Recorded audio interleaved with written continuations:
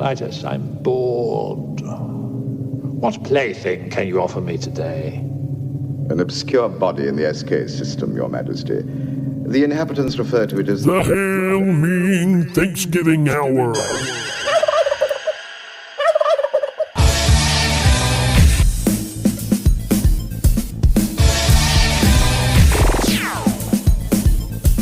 The Hail Ming Hour. Ricky and Danny.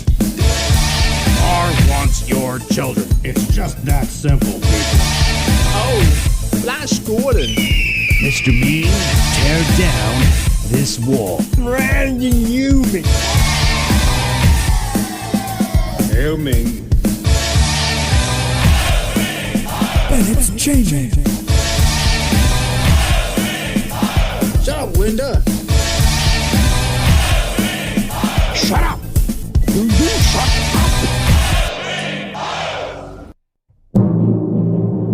And now, the only show that's half off on Black Friday, here's Rik and Danny.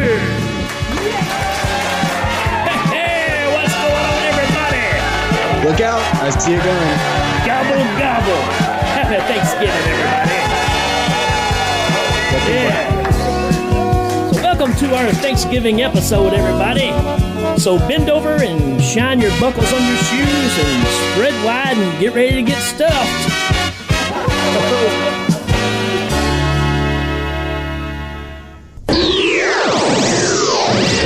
All right, everybody, welcome back to the show, episode number 23, celebrating some Thanksgiving. We picked two of the best, well-known Thanksgiving movies known to man to cover for this occasion. Yeah, Zsa Zsa Gabor is in both of them. Right. She brought her role back for the second because she did such a great job in the first one. Yeah. So you got her, you got Lee Van Cleef. I mean, these are classics, man. You can't turn down. The only thing is be any better is we covered maybe Jaws 3 for this occasion because it's, it ties specifically into Thanksgiving. What about George Wendt? What about George Wendt? I love him in these movies. I mean, you wouldn't expect it because he's such an unsung kind of guy, but well, he really him and explodes. Pat Morita and himself make a really good team, when they're hunting down that renegade shark. Oh, yeah. And then there's the cobra venom. Is that all you got? Yeah. All right, folks. We'll be right back for the Thanksgiving episode. Yeah. The Hail Ming Power Hour is brought to you by Pig Burgers. Everybody wants some. We want some too. And loyal subjects of Mongo like you. Hail Ming! Hey. Welcome back. Going to talk about one of my personal favorite movies. Danny didn't quite grow up with this one like I did, but I love this movie. To talk about the incredible movie Demons, we got some special guests. We the also special guest up on the marquee. Yeah, also special guest. So joining us, our brother from Texas. He's wearing a big Indian headdress today to celebrate Thanksgiving. We got Mr. Johnny Krueg back with us. What's up, brother? Oh man, not much, man. Thanks for having me. I almost went into the whole Native American call, but then I decided I wanted to keep listeners on my show. Yeah, that's a good point. That's but it's impressive the neck strength you have that you can carry that. I mean, I know it's feathers and all, but man, it looks heavy. Well, I've had it shellacked. Nice. I had a shellacking this week too. The gentleman you hear laughing in the background is our good buddy. We haven't had him on the show before, but we're excited to have him, Mr. Cort Psyops from Cinema Psyops. What's going on, brother? I feel like a guy that should have been in an opening band that got invited on stage with the real rock stars at the end of the show to play one song. This is awesome. I don't know about all that, but but you're too kind. Yeah, Cort's you really are. He's got a fantastic show that I listen to pretty regularly. So cover a lot of the same movie types. We got a lot of the same loves for movies and stuff. So it just felt natural to have him on. You guys probably heard him a while back, too, when we did our popcorn and what was the other one? April Fool's Day episode. Yeah. He actually did the synopsis for us for both of those movies, and they were excellent. If not a little long. Hey, Danny's the one that said that. He's kind of a critique on that kind of stuff. So I did say that they were long, but yeah. I was going to say I was taking up too much time for him to say go buy a bag, go home in a box. Yeah, you knocked about. I did three have of those a quota. out. I had a few of those to say, and I think when I did the Ringo Starr Howling 2 one, it was one of those two where I was like, man, am I still reading this? I should have picked a shorter synopsis to read out. And so I get you there. You're like, well, I want to do this right. And then you're like, man, this is a long time. That being said, it was fantastic. I loved it. Every second. Love. So talking about this before we start diving into it, this movie was a turning point for me. To me, you can't talk about any of the fast-moving, angry creatures running at you without referring back to this movie. All your fast-moving zombies, all your 28 Days Later, to me, all came from the idea of this movie. I'd never seen anything like this when it came out. Just the effects were over the top, the heavy music and everything. So this is a big one for me. I love this movie. Demons 1 and 2, for me, they're both they're pretty amazing. They're a lot like that time period where we were talking about Argento and adding like the heavy metal soundtrack. Right. And just a lot of fun, high energy. And what's funny is the first show that I let Danny hear of Krueger Nation was you covering Demons 1 and 2. How about that? Man. Every time people tell me they listen to the show, I'm always like, I can't remember if the episode was halfway decent or not. Because I think they're always halfway decent.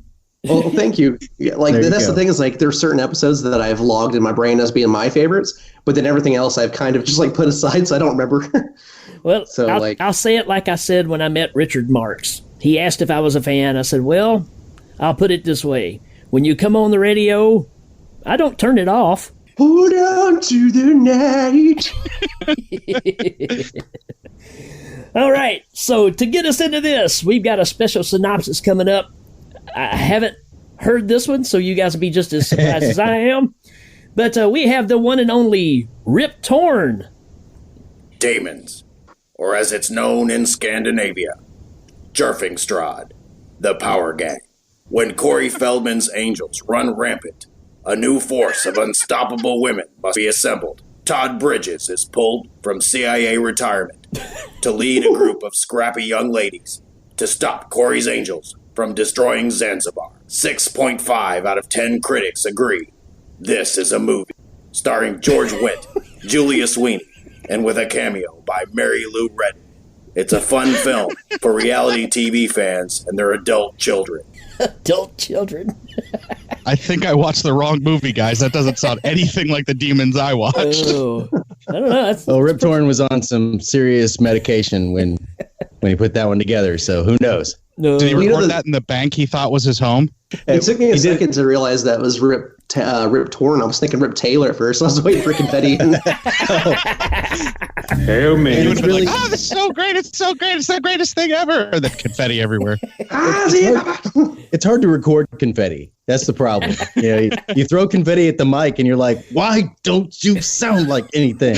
Well, you need a confetti cannon. Ironically, I have one. All right, so let's jump into this. Cort, you're our guest. Give us your top reason of why you watch Demons.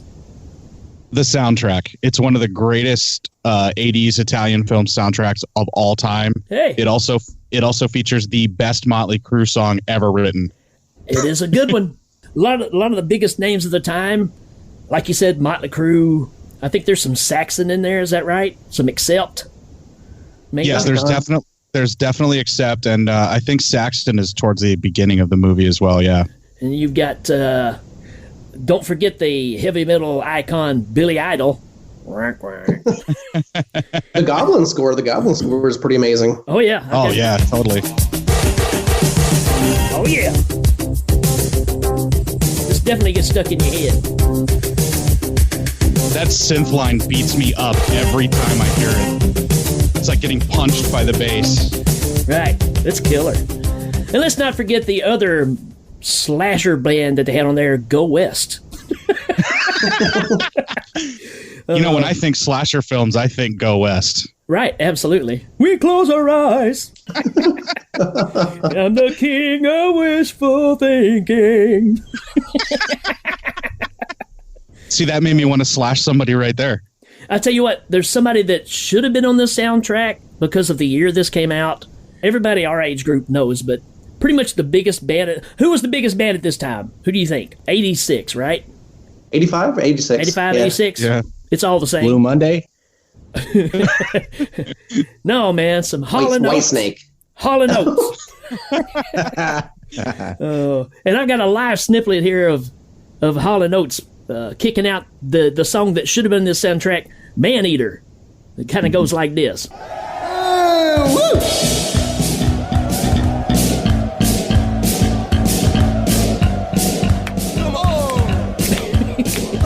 The crowd's into it.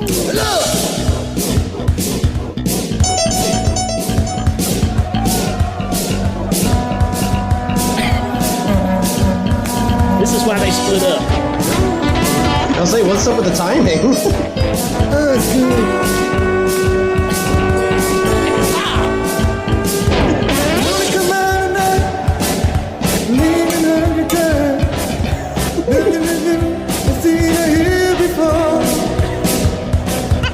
Oh, here she comes. She's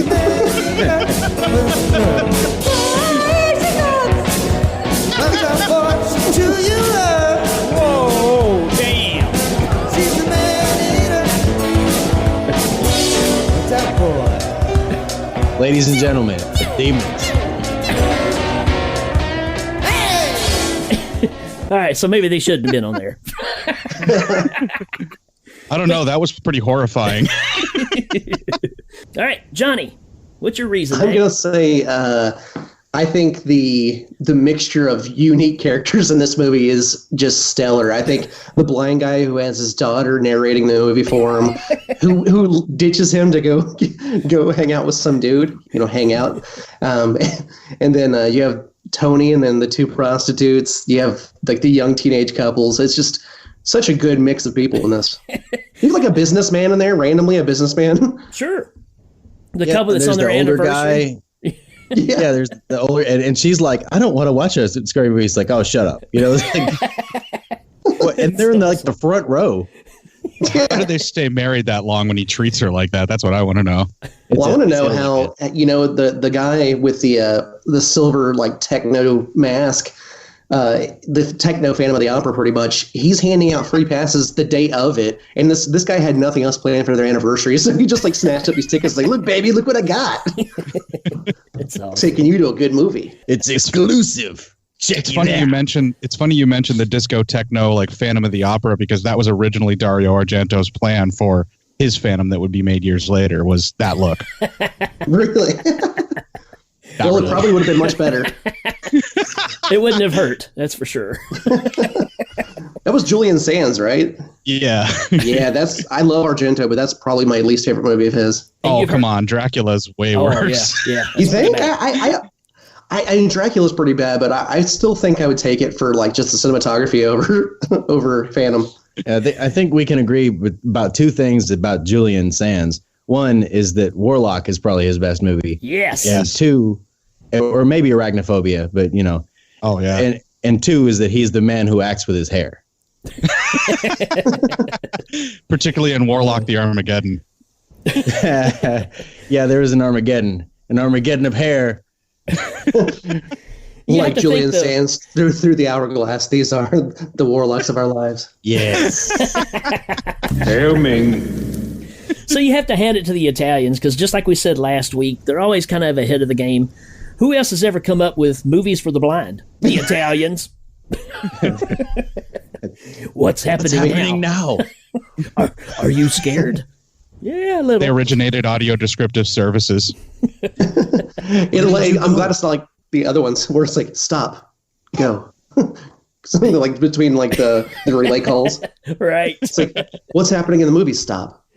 All right. This is happening. Go ahead. Danny, give us a reason.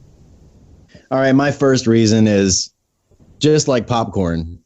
It's a movie in a movie. And I love that. I love the whole the whole things occur simultaneously in the story on the screen and in the story in the movie you're watching. I love that kind of standing outside, fourth wall kind of thing.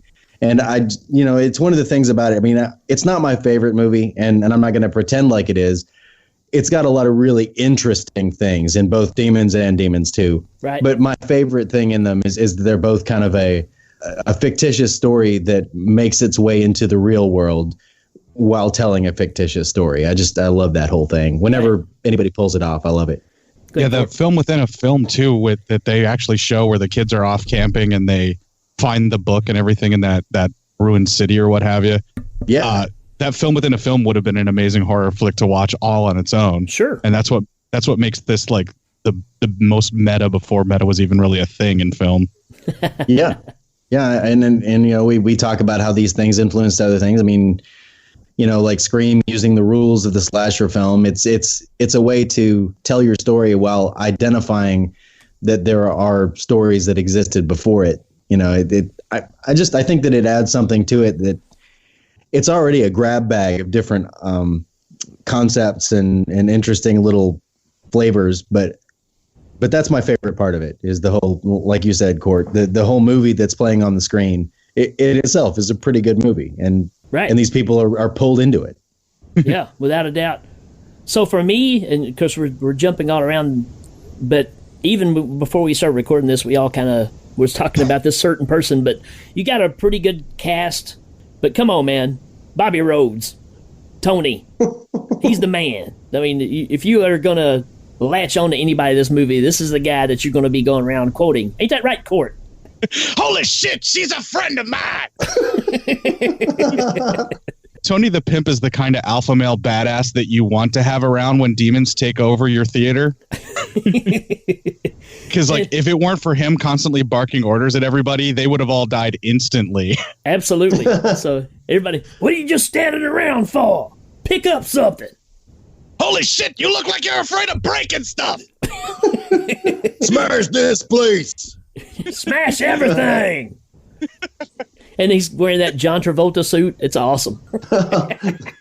The white, like, I don't even know what kind of suit that is. But it's leisure suit, I think, right? Yeah, it looks like the Saturday Night Fever outfit. So maybe it's more Don Johnson. Maybe he got the idea from the lyrics in the song of the Bee Gees.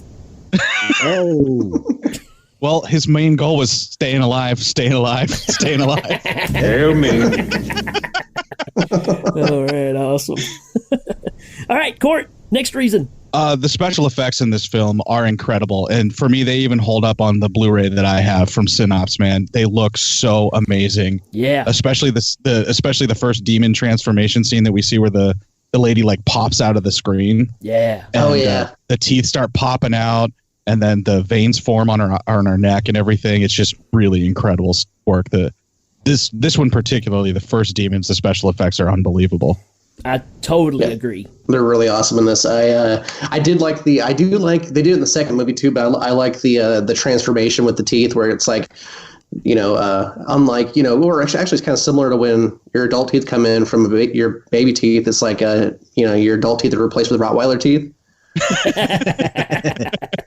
But it looks really cool, man. It's pretty gross. It does hold up, and the way they just kind of fall out and the blood's just like, because it's very over the top, but like you said, that Synapse release of it looks amazing. It's painful. It makes you cringe when you watch it. So yeah, the effects are still amazing, I think.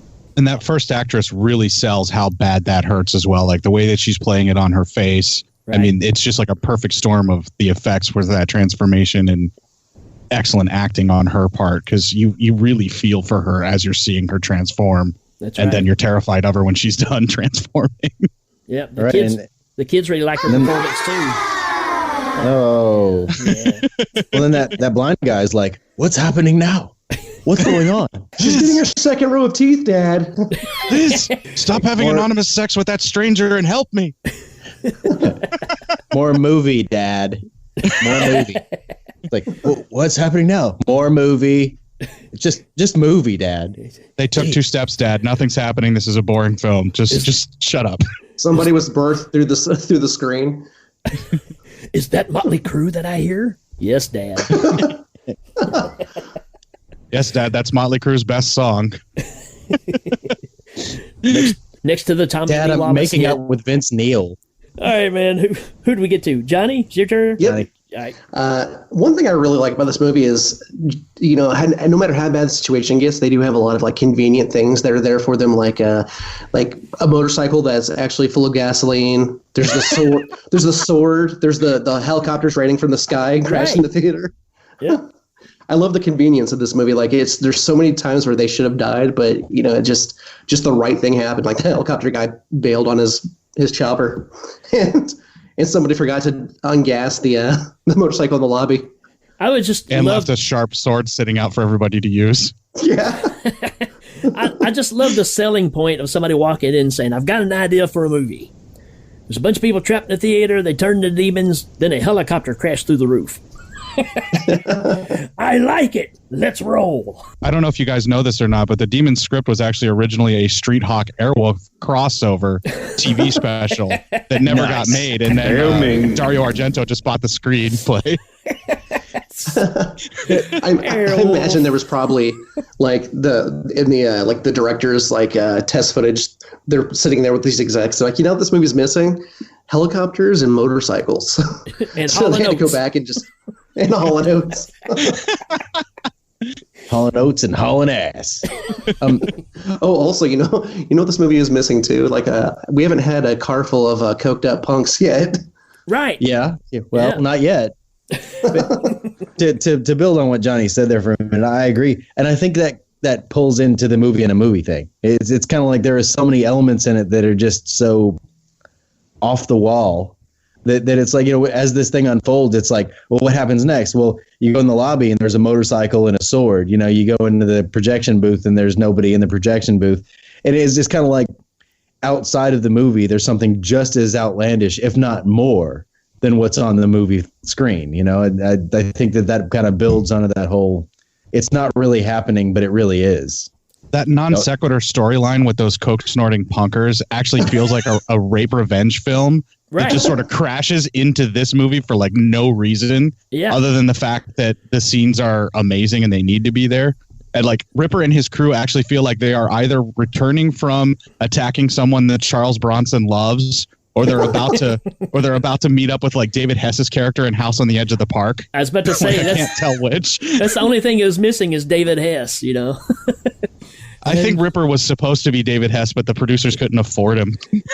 And Hall & Oates could have sung, and the road leads to nowhere. That Ripper character looks like a discount Frank Stallone. Both Demons movies are like a who's who of not only Argento actors, but just Italian actor films, Italian films that are actors that you'll see in a lot of Italian films. Right. There's a whole lot of hey, it's that guy and this girl in this film. Well, like I said last week, the little girl that's in Deep Red is the lady at the beginning that's, I guess, running the theater, that's in the green dress with the long red hair. That's the little girl from Deep Red. So, and she's been in some Fulci stuff too. And so it's, they use those same people over and over. Yeah. And actually, since I'm the next one up, I'm going to say that's another reason I've got to watch Demons is the hostess, ticket seller, who is the little redhead from Deep Red. There you go. And she's gorgeous. She's gorgeous. Well, mine. She really is, yeah. Mine, it really goes back to, this is another favorite, and we talked about him last time too, but Michael Suave is actually the half demon-faced guy that's going around passing out the tickets, who also pops up at the end of the movie fighting on top of the ceiling where the helicopter crashed through. So it's got a pretty cruel death that happens there as well. But Michael Suave, like we said, directed Stage Fright. All the stuff he does is great. Cemetery Man is fantastic. So he's one of those guys. The church. You see him pop. Yeah, the church as well. But you see him pop it in a lot of these movies. And so to me, it's just one of those giddy things to see him when he's on the screen, because he's just a part of that whole entourage of the Italian horror genre. So he was in the film within a film as well that was in Demons 1. He was one of the kids who ends up getting killed. I don't know if when he gets possessed, if that's supposed to be him possessed with the mask on, and he's bringing it into our reality, handing out the tickets, or what. I don't know. This movie's got a lot of stuff in it, man, that you don't catch because there's so much going on at the same time. But, several viewings, you start putting some pieces together. Basically, folks, when it comes down to it, you get a theater full of demons and a guy riding a motorbike with a samurai sword cutting them down.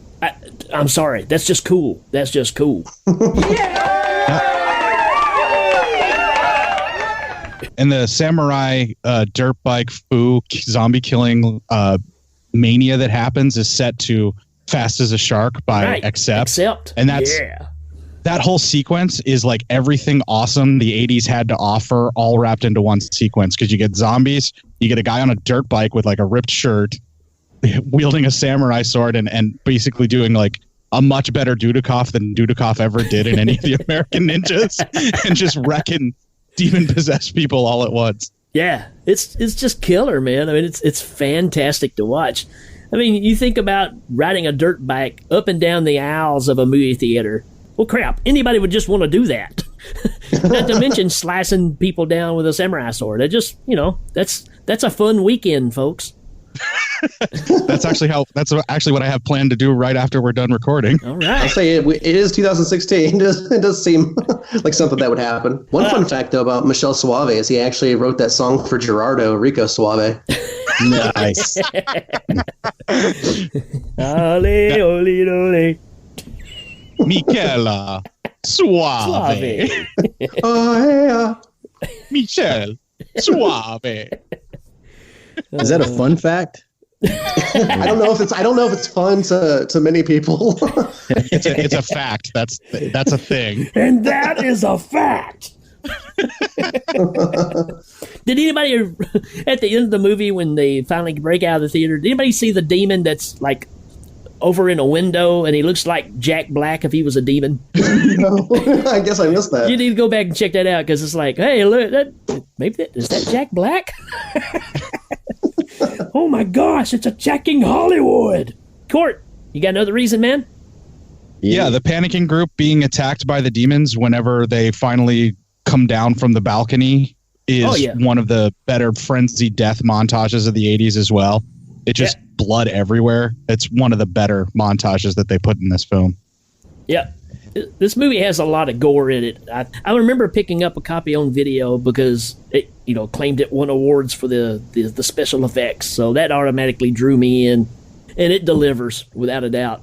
It's so high energy too. Like what Cort says, it's a montage because they couldn't just have one kill at a time. Really, they've got so much that they've just kind of like, okay, well, and this guy gets killed, and look at this guy over here getting killed, and this guy, you've got to chop to him, otherwise it would take the whole movie just to get through that one scene. Right.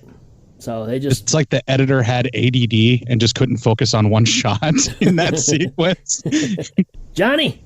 I honestly, one thing that always comes to mind in this movie, and it's really not, I don't know, it's kind of a brief sequence, but it's at the end when everything's just kind of hitting the fan, is that the original poster art with all the glowing eye demons running up the stairs. And it's cool because the way that the thing is shot, I'm sure it was a really easy effect, but it just became so known over the years as like the scene where they're just being absolutely attacked by the demons in that like hall area. Might have been reflective tape, and they just shined lights in their eyes and said, "Hey, run up this hallway and hope you don't hurt yourself." Yeah. They were kind of stumbling around. That's exactly what I think happened, because that's the Italian way. Oh yeah, just put your arm behind your back. We're going to put a fake arm on there, and a shark's going to rip it off. Here, hold these scissors and run.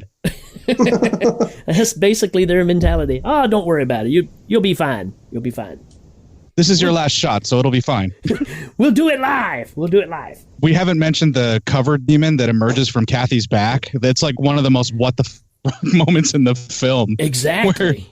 Where they hit her with that grate from it's a grate, like from the ventilation system, and they just smash into her back, and then her back splits open and the demon crawls out. That's just really weird, and it's like totally out of left field. You're not expecting it. They never set it up. And the demon is actually really cool. I like the way that they did it. It's almost like a classic Bosch painting style demon or something. And for all you Phantasm fans out there, to me, part 2 kind of ripped off this idea, because there's a part where the girl's over in the corner and then like a little face of the tall man comes up out of her back. I believe it's almost like the same idea. Yeah, it's like almost like her spinal column transformed into like this almost worm version of the Phantasm Tall Man. Yeah. Right. So it's almost like the same idea because it's almost the same setup as far as, being down on all fours like that and something coming up out of your back like that. So there you go. And Phantasm it's both 2. Nightmare fuel. And normally I say that all roads lead back to Phantasm. I think that movie kind of set a new standard and we've ripped it off so many times. That's just my own personal opinion. Phantasm is intact. You just have to kind of look differently at Phantasm 2 now. That's all. Danny, you got anything else? I'm just going to say that when I was watching it, it was kind of like watching, and I don't know why this came to mind, but I was rewatching it and trying to kind of formulate opinions. For some reason, it kept coming back to when you see paint mixed in industrial paint mixers, and they just spray a whole bunch of colors into one thing and it all agitates and becomes like this beige color for your wall. That's what I just kept thinking when I was watching. It's like all these different things that don't seem related, that seem completely foreign to one another, just getting shot into this big paint drum. And then you ended up with demons. Like, I don't know that it's a thing to watch for so much as it's just like, oh, now you're going to add some green, huh? Oh, okay. Well, there's plenty of red, but what are you doing now? What are you doing with purple? Like it's just, and then by the time it's all done, you're just kind of shell shocked. And it's like they made you a smoothie of awesome, basically. They throw in all these different ingredients that you don't think should be together or should taste good. And then when they hand you the end result with the smoothie, you're like, this was delicious. Thank you. That's surprisingly, the last time I went to Smoothie King, the guy was wearing this like chrome mask over half his face. When he handed it to me, I was like, I got this anniversary coming up. You think I should take my wife to Smoothie King? Yes. Did you order the Metropole? I'll take the Metropole smoothie. This blind guy who was in line with me was like, what's he doing now? What blender is he using? Is that a ninja? Oh, he should have gone with a Vitamix. They're much better. Hey, look, it's a helicopter. Oh man. Just to go through the reasons to watch Demons so far. We got the soundtrack came out first thing. Then we got a mix of unique characters, which I just touched on again, but Johnny brought up at first, and it's absolutely true. I said that it's a movie within a movie, and I love that trope. Rick brought up Bobby Rhodes, a.k.a. Tony, which, anybody who's watched the movie knows that he steals all the scenes. All the scenes. Smash everything! Yeah. Holy shit, she's a friend of mine! Man, are those not sound bites? Man, Cort's That's just me. nailing them, man. I've seen this movie way too much, dude. Cort brought up the special effects and the transformations, which absolutely, just like any werewolf movie, they stand up there and they make you think about them once you're done watching the movie. Johnny brought up the convenient placement of advantageous or maybe not items like helicopters, swords, and motorcycles. I brought up the redhead who was selling the tickets. Rick brought up the guy who was handing out tickets at the subway that just got brought up again. He's also a director and has many places in other Italian horror films. Cort brought up the panicky group of people attacked in a montage of death. Johnny brought up the poster art scene with the glowing-eyed demons. And now we are caught up to the demon emerging from Kathy's back, which is unlike any other transformation up to that point, just to take it to the next level. I think you can honestly say the effects in this movie, just from beginning to end, are unlike anything you had seen before at this point, which is why this movie is talked about so much. And just the combination of, like we said, Dario Argento being involved. Lamberto Bava was really coming into his own, and this is obviously his biggest hit that he had to be these two movies. But I don't know, man. It's just Italian goodness. The big swelling of the necks, the bowls that bust open, and it's all the green slimy stuff. I mean, it's just a nasty, nasty movie, but it's so awesome. At first, I thought that was just an STD because those two girls were hookers, but then I realized they were actually possessed. They were hookers? I might have to rewatch it and reassess my whole.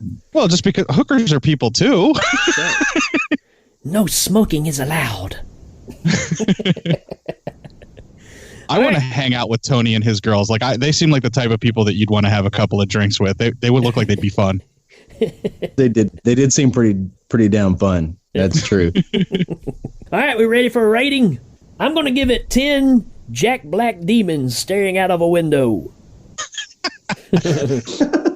I'm going to give it 2 hookers and an 8-ball. I give it 7 demon heads lopped off by a samurai sword wielding guy on a dirt bike. All right. I think you may take the prize on that one, Cort. That was phenomenal. I'm gonna say I'm gonna ask my assistant here.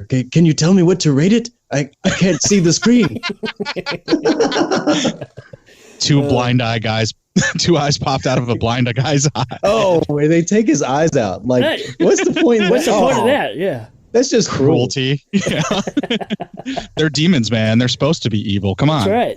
And I do have to say that the demons in this, like you've got movies like Critters or, any of the zombie movies, and it's really not cruelty that drives those monsters. They're kind of there to survive, or they're there to, eat.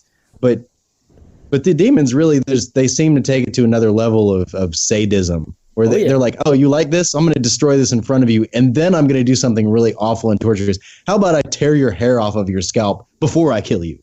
Right. And that just really, it's true. They're maniacal. Highly recommended, folks. When you sit down for Thanksgiving, skip the ball game, put on Demons, grab you a turkey leg, and enjoy the film. I bet you get about 3 bites into the turkey leg and have to set it down because it's like, nasty. And you definitely wouldn't want the cranberry sauce while that's happening. I can't wait to watch it with my new family member who's coming for the first time this year from Italy, my uncle Lamberto. So yeah, man. So from all of us, for movie number 1, happy Thanksgiving. Oh, that's not a turkey sound. That is, however, what I eat for Thanksgiving. Let's try that again. Happy Thanksgiving. Nope. No. Now you're just being cocky. Happy Thanksgiving. I'm wondering what. Okay. Is that a sealed the deal? He's a sea lion. Okay. What kind of party you got going on over there, Ricky? We'll It's club like a baby Conspiracy seal to Creatures make thing. a better deal. That seal. All right, let's rewind a little bit. Let's go back in the time machine so I can go back to.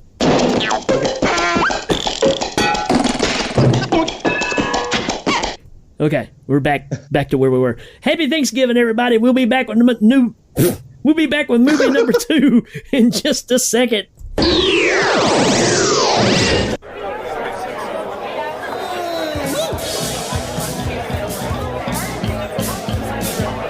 Hello there. Are you having a good time? Yes, I am. Good time, man. Have fun. And how about you? These nachos suck, man. Do your parties fall flat? Mm-hmm. Are you tired of your opportunities to dazzle your guests becoming a disaster? Mm-hmm. Do you wish that you could cause the death and destruction of all mankind? Mm-hmm. Well, there's only one solution that can remedy all of your problems. Mm-hmm. Nostradamus's Nacho Cheese. It's the cheese of the future. Yes, your gatherings and shindigs will be unforgettable with that Nostradamus blend of spice, peppers, and very aged cheese, whipped up into a frenzy. And when you take that first bite, you'll say, "Ooh-wee! Nostradamus! I didn't see that coming." And Nostradamus's nacho cheese seems to last forever because it never expires. So trust the #1 brand of nacho cheese that is used by all respectable movie theaters. Nostradamus's Nacho Cheese. All right, Movie number 2 for your Thanksgiving afternoon when you're sitting at home. What can you kick out after you watch Demons? Well, Demons 2, obviously. It's a fantastic romp that's full of family fun. It's even got stuff for little kids in it. I think it's got little kids getting killed in it, actually. But it's got little kids in it.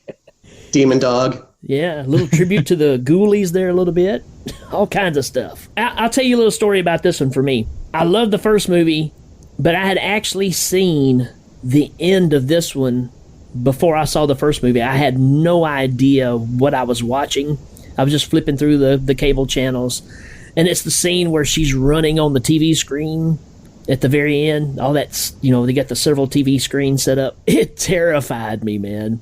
Because I had I saw this one on VHS first too. Man, I had no idea what was going on, and that is such a strong visual to me because I'd never seen anything from the idea of something coming through a TV and getting you like that at this point. That had that kind of energy to it. So that's one of those nightmarish scenes to me. Is just her running on the screen towards the camera. I can't explain it. It's just one of those things that hit me, and I never knew what it was till after I saw Demons, then realized there was a Demons 2, and then I was like, whoa, that's this movie. So it was one of those moments where you finally, how you like it, conquered the demon. I do remember, when I saw this one first, I remember how at the time I thought it was so comical that it was obvious that the little person running around in the demon's costume chasing her around her apartment. There was just such an obvious difference between the kid and then the little person. Right. Most people kind of put these movies on the same playing field. I'm a fan of the original more, but I think it's just because I fell in love with it first and finally put the pieces together. Second one's probably a better made movie. I just don't enjoy it as much. It goes a little further out there than what I'm comfortable with compared to the first movie, because it takes the whole meta thing that happened in the first movie, and then it goes a layer on top of that. It's almost like a inception of meta, where we go a layer on top of that, right? And then they do like a reboot sequel all at once with this film. And then you have actors from the other Demons that pop up, but they're playing different people. So that's where you get like that Inception thing where they have a different life in this other layer. It's almost like American Horror Story or something, just the same actors, different plot. Yeah. And it's also a nod to the whole video culture, because it's like, instead of it being a movie, now it's on TV. Right. You're exactly right, because they're doing this report of this is the events that actually happened kind of thing going on. Like it was some kind of like swine flu or something. Right. You're exactly right. Like they talk about it like it was just like the great demon epidemic of the previous year. Right. Like Return of the Living Dead versus Night of the Living Dead almost, where they're like, yeah, that happened, but it's not the way that they said in the other movie. That's an excellent point, actually. Did this movie come first or did Videodrome? I'm just wondering. Videodrome's first. Are you sure? I was just wondering which one did the effect first. See, I thought Videodrome was later 80s, but maybe I'm off. It's earlier 80s. If only there was a database on the internet about movies that we could look that up. What? What? Yeah, like an internet movie, like a database for it, Here's what we have to do. We have to go back. Al Gore, can you invent something that would give us information, like a super internet highway, and we can, find information for things? Appreciate that, sure buddy. Do. Yeah, no problem. Anytime. Let's see. I'm looking. Is Al Gore on the phone with us? Videodrome was 83. Videodrome was 83. So Demons 2 is 86. Right. So there you go. So. Okay. Yeah, how the Demon Curse, the way that it spreads in this film, it does feel like a sort of Terrorvision Videodrome hybrid almost. Terrorvision. That is one of my favorite movies. It's awesome. Oh, it's great. But yeah, I mean, we're in that time frame of, that was the going puns of the time. So speaking of pun, to give us a synopsis, it's amazing that we get both Rip Torn and this guy on the same show. That's what's amazing. One's an incredible actor. The other's an incredible songwriter. To talk about Demons 2, it's Johnny Krueg's favorite person, Randy Newman. Okay, Charlie, let's kick this one out. Hi, I'm Randy Newman, and I was asked to do a synopsis for the Hangman Power Hour. And they're talking about my favorite movie. It's called Demons 2, The Electric Horseman. It's the true story about the rise and fall of a true legend of stage and song, Leif Garrett.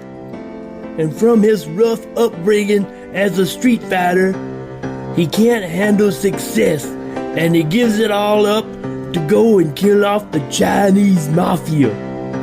It's an all-star cast with Matt Damon as the lead. Dabney Coleman plays his dad, and Aaron Gray, Flavor Flav, and then that guy who played the Manimal.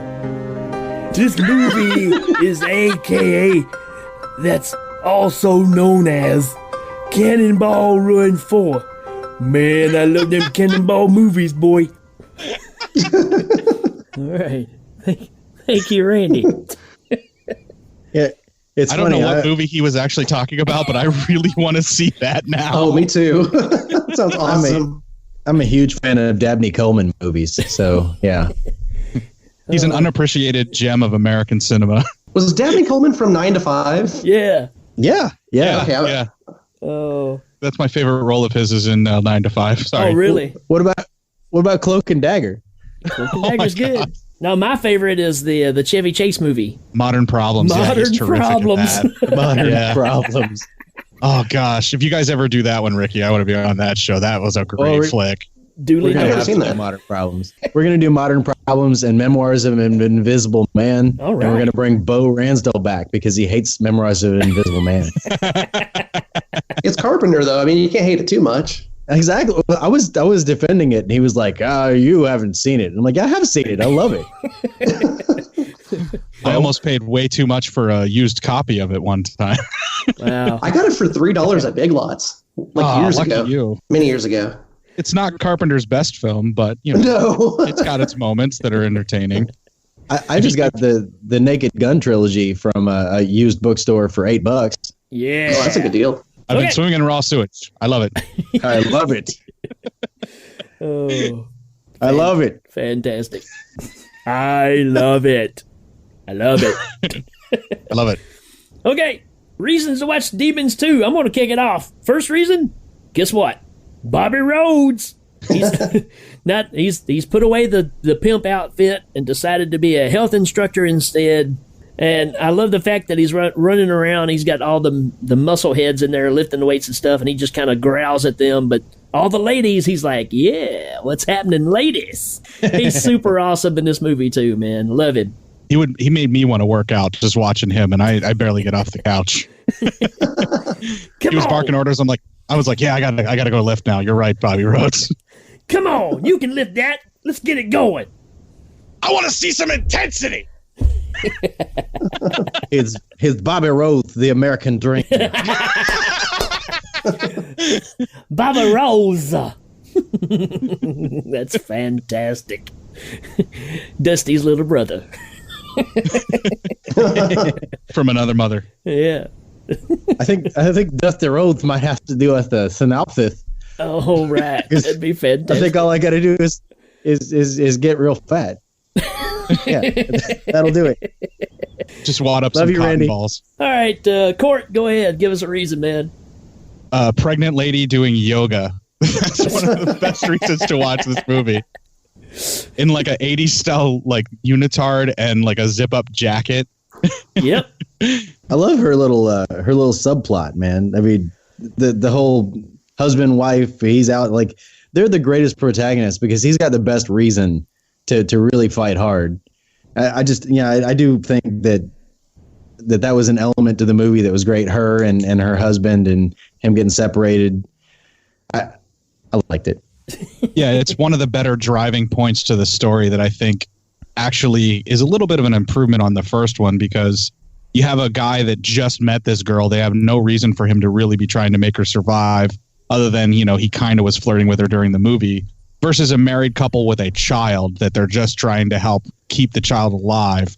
or keep each other alive long enough for the baby to be born and survive this, like demon apocalypse, if you will. I mean, there's so much more driving for these two than there is for just some dude who just happened to pop up in Dario Argento's opera trying to hit on a chick in a theater. You had married people in the first one, though. They just didn't care. Happy anniversary, babe. Like, I don't want to watch this person getting killed. Come on, it's a movie. People like movies. You like them movies. I'm grizzled and bad. Shut up and do what I say, wife. Yeah, that guy was not a good husband. For me, I would have to say, besides the fact that in this movie she's an annoying little brat, I love Corleone Tassani Cataldi, or I think I may have gotten it wrong, Cataldi Tassani. She's one of those yeah, she's one of those actresses that I love pretty much everything I've seen her in. She's been, a lot of Argento stuff, a lot of the mid to early 80s stuff. And even in this movie, even though she's kind of despicable and annoying, I still like her because she is that typical it's my party and, like just a little brat living on this nice high rise. And of course, she's the first person to turn. It's my party and I'll throw temper tantrums constantly if I want to. Oh, like when they tell her that guy's coming over and she just loses it. Yeah, she has like a major meltdown. And she is a great actress. My favorite role of hers was in opera as well, where she was the costumer or what have you. Yeah. Her death in opera is insane. Yeah, it's heartbreaking because you really like her character and she's really strong in that. She's a very fierce woman and she fights off the killer and then still dies horribly. You just feel really bad for her. The sound effects of her death are the worst part. Oh, yeah, particularly if you got like a surround sound thing going because it just fills all the speakers, that crunchy, awful sound of her death. Yeah. But no, I do love Corleone Cataldi Tassani. I think I said it right that time. I don't know. But yeah, I think she's really awesome. And she's probably in her 50s now, maybe 40s. She's absolutely stunning. Yeah, I met her, it's been about 4 or 5 years ago, and I couldn't believe how incredible she looked. I mean, better than she did back then, actually. I think she's aged better than Asia Argento. She's aged better than Daria Nicolodi. Well, so is my ham sandwich from last week. I was going to say, she's aged like a fine wine, but Daria Nicolodi aged like a fine cheese. Oh, we're terrible. Man, that's two episodes in a row where I just given it to her. And, I didn't know her actress's name, but I knew her as Sally, and I definitely put her down as a reason to watch the movie. Like Sally and her birthday, man. It's almost as entertaining as the whole pregnant wife to get back to thing. There's a lot of human stories that are involved here. They tried really hard to kind of make it seem like a genre piece, like a slice of life that just so happens to include demons. I love everybody at the party because it's just I tell you what, if I was having a birthday party and these were the people that showed up, I'd probably throw a fit too. Yeah, they kind of suck. What a bunch of weirdos, man. If you like white kids dancing badly to the Smiths, this is definitely the movie for you. And the Smiths, man, there's a lot of Smiths in this movie, which I like the Smiths, but it's not exactly high energy kind of like getting you going movie kind of music. I think it is though. Once and maybe jump with the gun here, but once they play "Rain" by the Cult, man, that's pretty awesome. Here comes the rain. Oh man, I love me some Cult, man. Me too. Yeah, me too. Yeah, one of the better things to come out of the 80s. Man, Electric is just one of my favorite albums. Period. Yeah, it's great, man. Sorry. Anyways, back to the movie. One thing I learned from this movie. Never sing happy birthday to a demon. It never turns out good. Happy birthday to you. And then she starts changing and the song just starts getting slower. Happy birthday, dear Sally. Oh! It's not a masterful piece of filmmaking, but it definitely has some fun elements to it. That's for sure. Well, the things that the Ming Power Hour have learned about watching movies is two things. One, you never do this to a family of badgers. Abity, abity, abity, abity. And you never sing happy birthday to a demon. I love the part where she's transforming and she grabs that guy's arm to like steady herself and her nails shoot out like in the first movie. Right. But they dig into the guy's arm at the same time. I love the panic freak out he has. It's awesome. It's almost like in Darkman where he breaks that guy's fingers It's like the right balance of appropriate reaction and total overacting all at once. Yes. And you get the Sally punch dancing scene too, which is awesome. So I know that this isn't in order, but my first reason to watch this movie has got to be, it's got to be the lesson learned trying to get a bunch of gym rats to drive a car through a closed garage door. I think other than Hollow Point, I've never seen such an entertaining point where someone tries to drive a vehicle through a door and just completely fails. It's like, oh, that just hurt a bunch of people and didn't even damage the door. It was amazing. I'll tell you what, that whole scene when they're down in like the garage, to me, it seemed like just watching all the chaos. It seemed really dangerous. Oh yeah, yeah. Like, it seemed like it was just like guerrilla filmmaking, man. Yeah, I totally agree. Y'all just ram those cars together. Let's set a fire over there. Let's have some gymnasts dressed as demons come in and start flipping over the cars. Yeah, perfectly safe. It's all Bobby, man. It's like, smash this place, burn that thing, drive that car. Okay. Maybe he was directing and we just never knew it. Both films. Bob is just named. He's like Toby Hooper. They just put his name on it. Yeah. He's like, did I just tell say that that? bad guy about the movie? Yeah. Okay. Give that guy a ticket. Yeah, if you watched the barricade, the balcony scene in Demons 1 and thought, this should take place in a garage with weightlifters, this is the movie that you were waiting for. That's right. Yes. It just took it to the next level. It fulfills the dream, folks. The fire extinguisher scene. Yeah, I'm just going to throw a fire extinguisher. Yeah, it's no big deal. That'll stop a demon.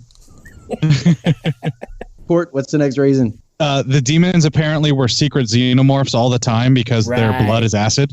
But it's like this special power that the Sally demon has, where she just has this like little total freak out and starts bleeding profusely from pores that all of a sudden turns into acid and then infects everyone else in the building. Yeah, that was so bizarre. It was a nice looking building, and I'm sure it was really pricey. But man, that acid burned right through those floors. I'm thinking it might be like in Candyman, where they built the high rise out of a tenement block because they built it in the wrong area. So they just like put dry rock over or drywall over the block walls and just said, "Yeah, no, this is an upscale condo." Well, I will say this: if this movie took place at Cabrini Greens, I'm pretty sure this demons would have ran. They'd be like, "We are not doing this. They have way too many guns." Yeah, it would have been a 20-minute short if it took place in Cabrini Green. Yeah, I think that they just, obviously they just needed to infect more people on more levels, and what's the best way to do that other than acid blood? Right? Why not? And they were like, "Hey, we haven't ripped off Alien enough with contamination. Let's just steal the blood dripping scene now." Contamination, awesome. All right, Johnny. The puppet thing that attacks the woman in the apartment, the yoga lady, that thing is so silly, but it's pretty fun at the same time. Yeah. It's her fighting this inanimate object for a good 5-10 minutes. It's a long scene. It really is. She's running around. She's in the bathroom with it. Well, yeah, it's like the Boglin from oh my gosh. Howling 2. Kind of is. Yeah. It looks like an unused ghoulie. It looks like the people that made ghoulies went, "Nah, this one's too crappy. Let's just throw that away." And then all of a sudden, somebody like Argento's assistant Suavi looked at it in the trash can and went, "We can use this." And they went and grabbed it and, "Here, Bava, take this." Yeah, just take those eyeballs off that Cookie Monster over there and put it on this thing. There you go. It's ready to go. Let's give it some googly eyes. It'll be perfectly fine. Well, as good of a special effects artist as Sergio Stivoletti is, and as good as they are in this movie, I feel like he may have came into work hammered the day he did that one. More than likely, he probably threw that together at the last minute. They probably gave him half the amount of time that he normally would take to build something. And that's just what he whipped together for them. What am I supposed to do with this? You gave me cotton balls and toothpicks, so I'll see what I can do. And then he gives them that. Some of those pipe cleaners. Yeah. Did anybody else think that the little kid that was possessed, like before he transforms, does anybody else think that the possessed version of the little kid looked like the dream child from Nightmare 5? Yeah. It does, yeah. Very much. Either that or a very small meatloaf. The singer, kids all look the same. Not the food. Either way, I'm sad to think of a mini meatloaf. Like a bat out of hell! Wait, Cort, are you sad because it would be a small amount of meatloaf and it would leave you wanting more, or because it would be a tiny singer that sang like meatloaf? Yes. Hail Ming. I would go with the first one because there's never enough meatloaf. That's right. I just want more meatloaf. That's all I want. Actually, I think a little person singing Meatloaf would probably be the greatest thing I've ever seen in my life. So that one wouldn't make me sad. I was thinking of a miniaturized Meatloaf where like he gets shrunk down like from inner space. Right. And then you took the words right out of my mouth. Oh, it must have been while you were kissing me. You'll listen to me right now. I know the mayor. Oh, that's awesome. All right. Love you, Andy Blackley. Who's next? I'm totally lost where we are. I think I just went. I got one. I think I just went too. I got Johnny with the Boglin. That's the last thing I wrote down. All right, that would be Danny B next then. Oh no, it's me. I already talked about the car ram escape, man. That was my crowning achievement. Let's punt. I'll come up with something. Let's shunt. Let's shunt. What you got? All right. Come on. To me, the Sally rappel, man, when she comes down the side of the building on that rope is upside down is incredible. It's one of the most incredible things I've ever seen in a movie. And that's a scene that you see whenever you bring up this movie. Yeah. Yeah. That and the demon coming through the TV. Yeah. Yeah. It's just, again, one of those things when you see it, just go, wow. I mean, she's just flying down the side of that building, upside down, coming down the rope. It's just impressive, man. Does she have like an elevator cable or something? Well, the husband and the wife are rappelling down the side of the building, so they've got the rope and they're coming down, and she runs to the roof and just starts coming down the same rope. And yeah, she improved on Australian rappelling by not even touching the side at all. She's just crawling down it like a spider almost. Right. And then after all that work, she just gets impaled by a piece of pipe. It's just like all that buildup for just getting let off some steam in it, basically. So, advantages to being a demon are you can rappel straight down without really touching the rope. The disadvantages are there are pipes waiting for you. Right. The shots of the demons on this one too, where they're actually running up and down the stairwell, and they show like they look up the stairwell with them running down, and you see the lit eyes, like in the theater. And then there's another one where they're running up the staircase looking up, and you see their eyes lighting up. I think that might have had a pretty big influence on that scene in Wreck, where they did that with the possessed people running up the stairwell. Yeah. Right. And I think actually both Demons 1 and 2 may have had a lot to do with the way that Wreck ended up being developed. Totally agree. And that's, again, the beauty of these movies, even though they're 80s and they're kind of dated to a degree, the ideas that are in these two movies we have seen used over and over that we claim are some great, awesome horror movies, but they took the idea from this, if they want to admit it or not. You know, there was never a fast-moving zombie movie or anything like that before this. So, like I said, terrified me because I'd never seen something with so much anger, coming after people. Usually it was a, Jason Voorhees or Michael Myers. It's slow walking kind of thing. Zombies were always slow moving, and these things just, was a totally different. It changed the way you looked at defending yourself in a situation like that. So, yeah, I would probably just crawl in a fetal position. It's like being assaulted by a gang of people that just smoked all of the crack that ever existed. You got any more of them demons? I hadn't really got any more of them demons. I hadn't really thought about it before we just started talking about it, but I just thought about Demon Night. Tales from the Crypt Demon Night, and the demons in that are kind of skulking around outside the boundary. They're an awful lot like the demons in Demons. They have the same kind of frightening goriness and the big fangs and claws that are just completely inhuman. And when they eat Lowell, there, pretty scary. Lol. I miss Wings. Yeah, I love that show too. I've got the box set. Oh, nice. One thing I really like about this movie is the first time I watched this, I didn't realize that a dog could become possessed. Right. The demon dog. That was totally unexpected. I love the fact that this is the only movie, folks, where you're going to see, being Johnny's brought up the dog, this is the only movie where you're going to see somebody go up to a door because they hear something out in the hallway, and they look out the peephole, and a dog is in the peephole. Now, think about the height of your normal peephole and where a dog would be if it was standing outside your door. I'm just saying they missed it by a little. But I instantly just busted out laughing when I saw that because I got to thinking about it. Wait a minute.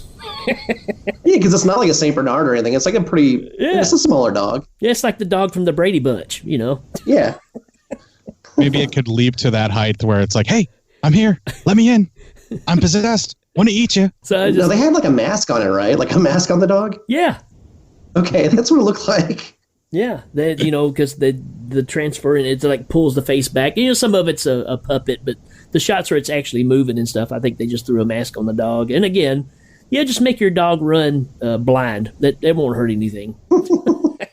Yeah, it'll be fine. No worries. We also had the patented Italian film's mannequin that gets thrown from the top of a building.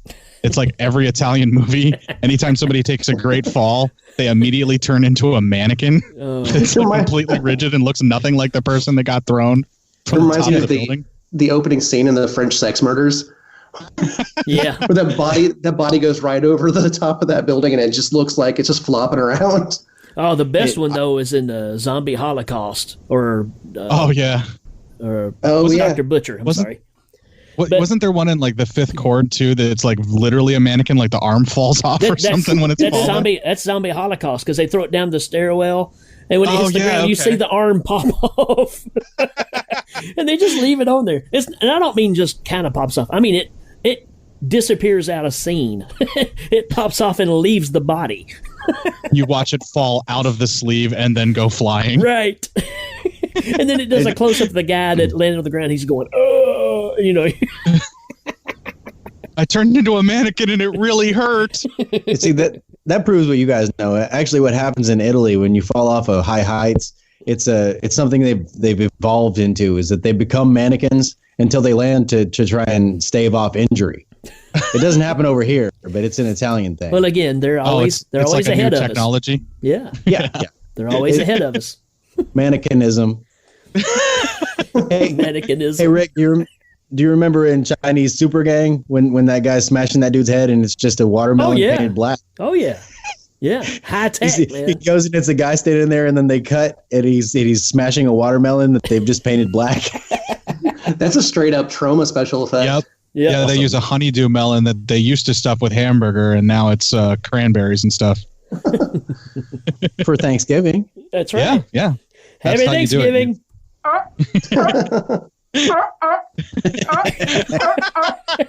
Screw you, sea lion. Whoops. That sounds like two sea lions getting after it. Screw you, sea lions. Maybe we should just let them finish. They'll be happier. All right, what else we got? I got one last thing. The Apocalypse TV studio birth. That is a really intense scene. Oh, yeah. Yeah. Fantastic.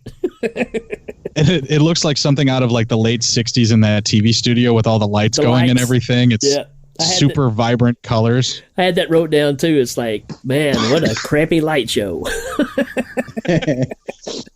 It's like the kind of thing you would have been bummed if that was your high school senior prom, the way that those lights were going. I just love the fact too that when Sally shows up and she's blind and stumbling around and he's like, she's blind. I'm like, yeah, but she's not deaf. She can find you if you just keep talking. They always have to do that in movies, though. Whenever some kind of like killer or what have you is blinded, they have to make some kind of a noise and then be like, "Oh yeah, that's right," and then they have to kind of slink away and try and be quiet. It's almost a way to drive it home to the audience of they can't see, but they can still hear. I really like the climax of this movie because, much like the other movie too, I think they end exactly where you expect them to, except for the first movie. I like how it cuts to credits and then it still keeps going. Right. This one, I do like that the scenery changed just enough where they're in that studio and stuff. But that's pretty much all I have for Demons 2. I got, Bobby Rhodes being dejunked, man. That's pretty rough. I want to pretend like that didn't happen. Let go of my nuts. Holy shit, I need that later. And then again, like I said, for me, it's all about that scene of her running on the TVs, even though the body is laying there and you see the TVs come on. And it's like trying to start the whole thing over because initially that's how this started in this movie was it came through the TV screen at first. So, again, the effects are fantastic. Both of these movies are great to have as a set. You can't go wrong with either one of them. Lots of fun, man. I love them. I got nothing, man. I mean, you got you've got the whole effect that Videodrome used with them coming out of there. I like the movie and a movie thing is back. Yep. But something about it. It doesn't have the originality of the first one, obviously. And it makes up for it with some really interesting stuff, but it's more of a comedy in a way. Like the stuff that I picked up on in it were more funny. In the first one, they were more visceral. Right.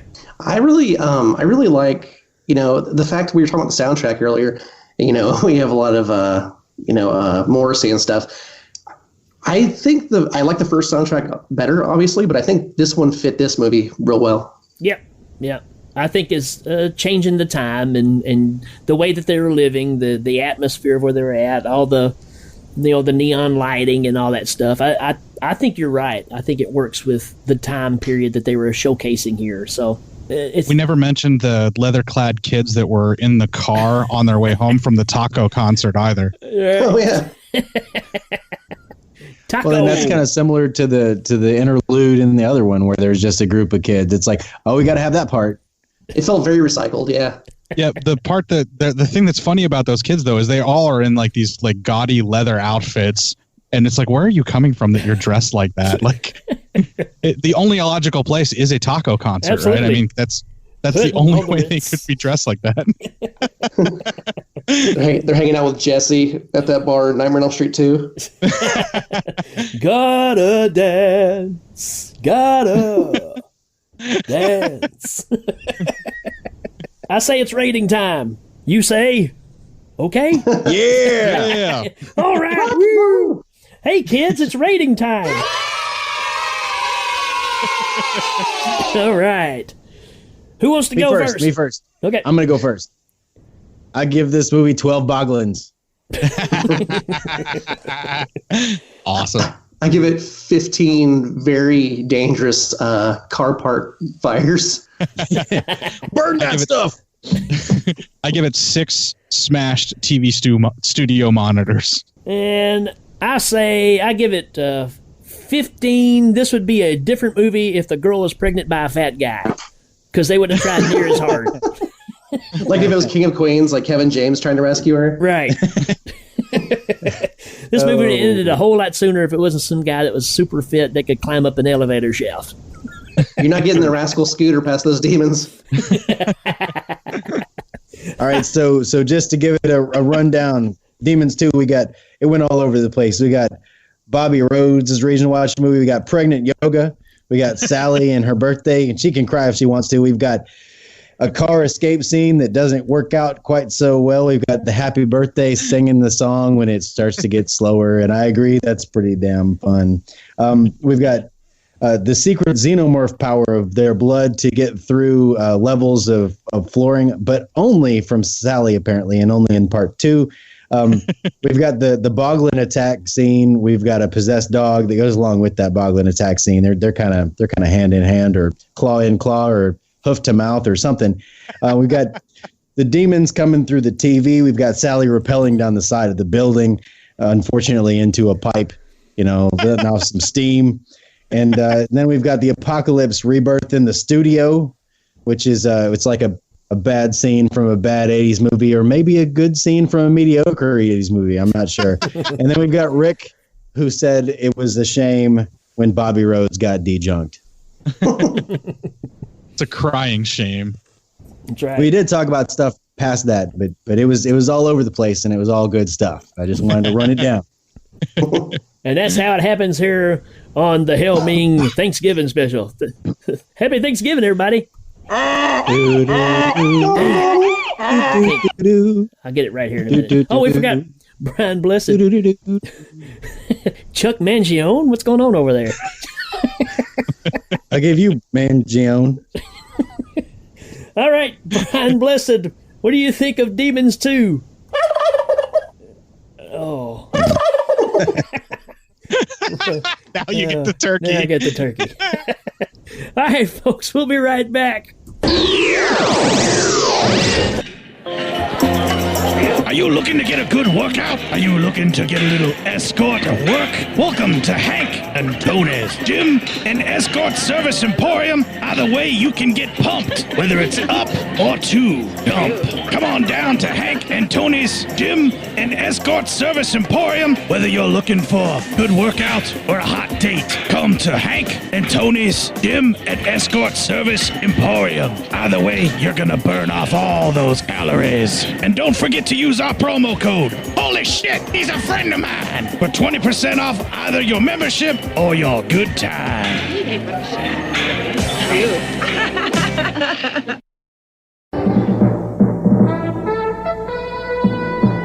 This is ABC News Nightline. Reporting from Washington, Ted Koppel.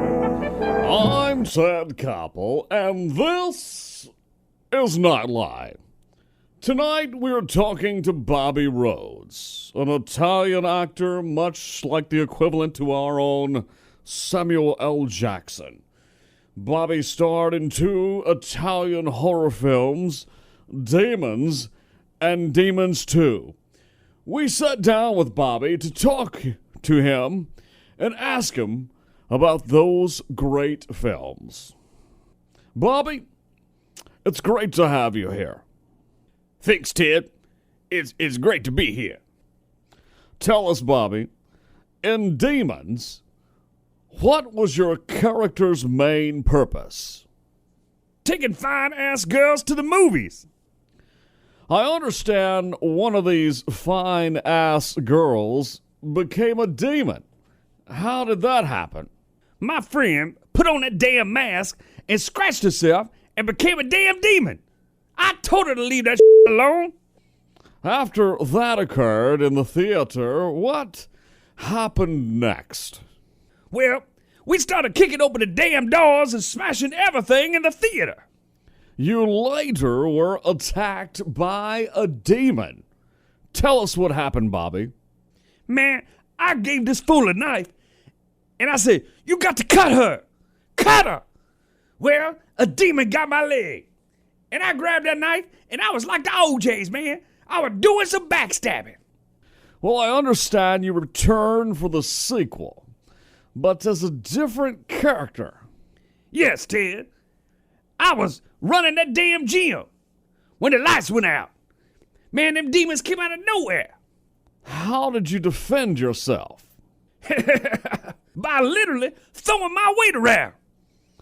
I noticed there you were trapped behind bars. Man, there was this damn cage. So I whipped it good. With a damn weight bar. Nothing happened. That didn't work, did it? So what did you do next? I threw a damn potty plant at it. You seen the damn film?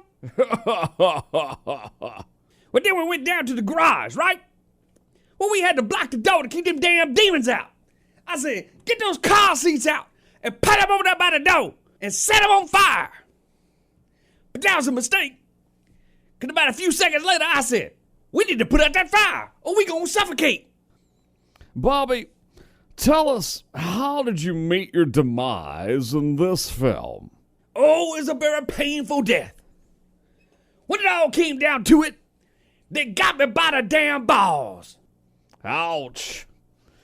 Not a pretty way to go, Bobby. Thank you, Bobby. You're welcome, Ted. On that note, we give it back to the boys from Ming. This has been Nightline, and I'm Ted Koppel. Good night, everybody. This has been Nightline. For a printed transcript, please send $3 to 267 Broadway, New York, New York, 10007. Nightline is a presentation of ABC News.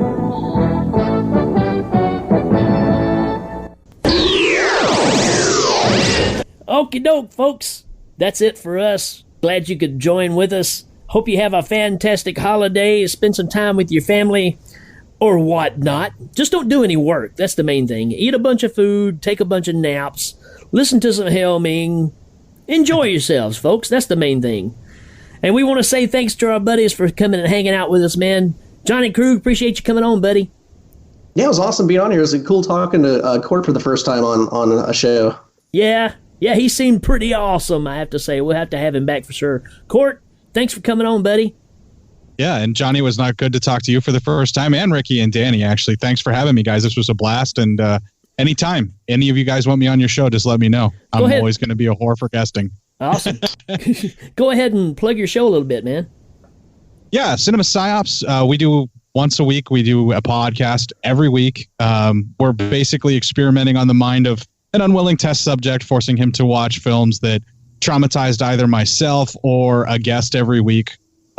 As a little kid watching the show or watching a movie way too young. We do that like kind of bi-weekly where we have a bring your own cinematic trauma, and we have a guest on that talks about a film that they saw at far too young of an age. And then we also are trying to catch up this horror novice, my co-host Matt, who has literally seen nothing. Up until we started the show, he had never even seen like Motel Hell or even The Burning, which everybody's like, oh man, you should have seen that. Yeah. So we do another series called Remedial Horror where we force Matt to watch it, and I make him take the notes and try and judge what makes this a horror movie that people should have seen by now. So that kind of alternates every other week with those two. Yep. Awesome show. I really enjoy it. Believe it or not, back in the summer, I was listening a lot while mowing the yard. We've talked a little bit about myself coming on the show and talking about some stuff that messed me up as a kid. And we need to get Danny to come on your show sometime and talk about The Wiz. Absolutely. Yeah, you're all three officially welcome on the show. I would love to have you guys all guest. And awesome.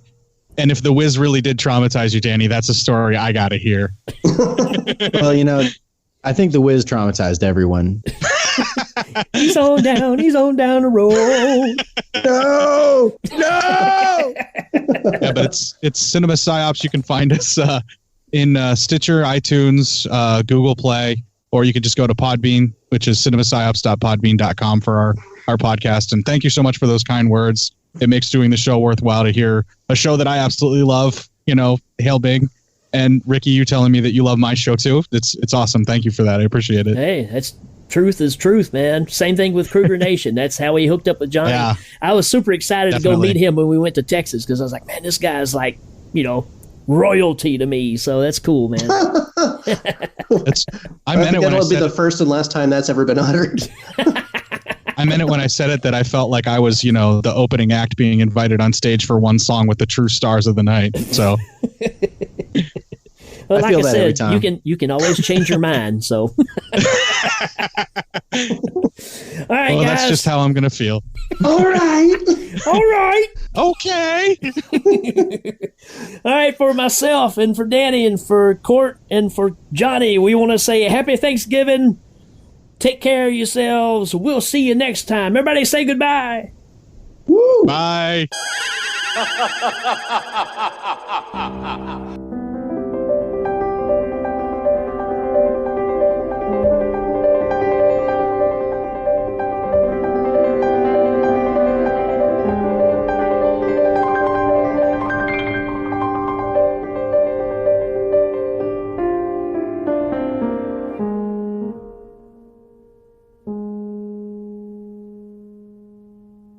That season is upon us, and it begs the question, how do I survive awkward conversations and random family at the Thanksgiving dinner table? We've put together a few helpful tips to help you with these gatherings, no matter what your circumstances. Food. It's always good not to force one household to come up with all the fixings. So people should bring offerings. In Ming's palace, the ice jewel is impressive, but it won't fill Prince Thun's warriors. So how about a casserole, Voltan? Something everyone can dig into. And how about the arguments?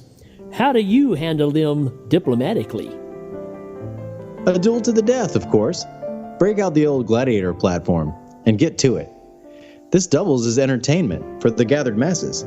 And bonus, the argument actually has a winner for once.